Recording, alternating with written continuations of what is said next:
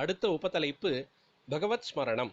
இப்போதும் எப்போதும் இதுவரை செய்யாவிட்டாலும் இப்போதிருந்தாவது நாம் செய்ய வேண்டியது பகவத் ஸ்மரணையை அழுத்தமாக ஆழமாக ஏற்படுத்தி கொள்வதுதான். அப்படி வாழ்நாள் பூரா வெளியில் எத்தனை காரியம் செய்து கொண்டிருந்தாலும் உள்ளூர ஓர் இழை பரமாத்மாவிடமே சித்தம் ஒட்டி கொண்டிருந்தால்தான் அந்திம காலத்தில் கண்ணா பின்னா என்ற நினைப்புகள் வராமல் அவன் நினைவு மட்டும் மாம் ஏவ என்ற மாதிரி அது மாத்திரமே இருந்து கொண்டிருக்கும். இழுத்து பறித்து கொண்டு கிடந்தாலும் அத்தனை இழுபறியிலும் விடாமல் பகவத் ஸ்மரணமே இருக்கும்.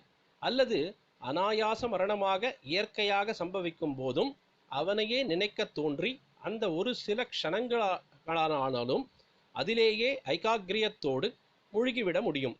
அல்லது திடீரென்று ஒரு புலி வந்து அடித்து போட்டாலோ அல்லது கரண்ட் ஷாக் அடித்தாலோ அப்போது கூட பயமோ அதிர்ச்சியோ இல்லாமல் பிரக்ஞை போய்விடாமல் டான் என்று பகவத் ஸ்மரணம் வந்து நிற்கும். பிராண பிரயாண சமயே கபவாத பித்தைகி, உயிரின் நெடும் பிரயாண சமயத்தில் கபவாத பித்தங்கள் கட்டி இழுக்கிற போது உன்னை எப்படி நினைப்பேனோ என்று குலசேகரர் மாதிரி பெரியவர்களே பயப்படுகிறார்கள்.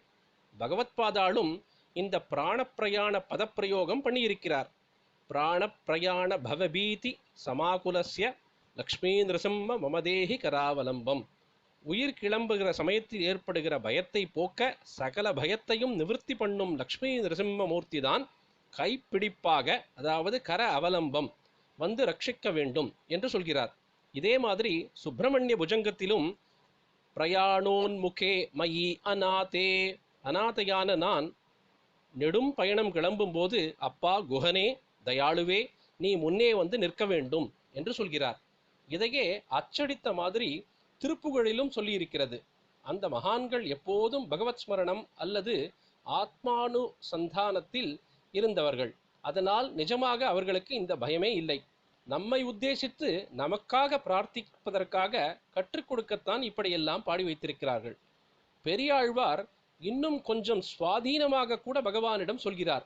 அப்போதைக்கு இப்போதே சொல்லி வைத்தேன், சாகிற சமயத்தில் உன்னை நான் நினைக்காமலும் போகலாம், அதற்காக நீ என்னை விட்டுவிடாதே, இப்போது உன்னை என்னால் நினைக்க முடிகிறது, அதனால் இப்போது செய்கிற இந்த ஸ்மரணையையே அப்போதைக்கென்று ரிசர்வ் பண்ணினதாக வைத்துக்கொள் என்று சொல்கிறார்.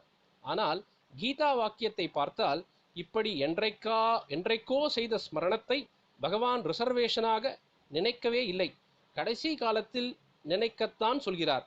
ச போட்டு கடைசி காலத்திலும் என்று சொல்கிறார். அதாவது வாழ்நாள் பூராவும் என்னை நினைத்து கடைசியிலும் நினை என்று இந்த ஸ்லோகத்தில் சொல்லாமல் சொல்கிறார்.